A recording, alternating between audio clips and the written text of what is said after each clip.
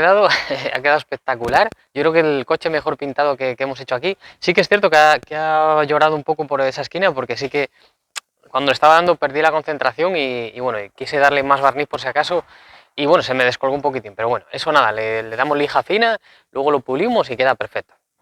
Pero bueno, el color yo creo que es un acierto, creo que sea el color más feo que he visto yo en mi vida, pero no sé por qué, le combina muy bien al coche y queda espectacular, así que nada, súper contentos de cómo ha quedado. Ahora vamos a quitar todo el empapelado, le vamos a montar todas las piezas, las defensas van a ir en negro mate y nada, para que veáis que también hacemos restauraciones clásicas, porque bueno, no es lo que más nos guste, pero sí que en este caso yo creo que era lo más acertado y creo que el que le compre va a disfrutar aquí de un coche de los guapos. Así que nada, nos vemos en otro...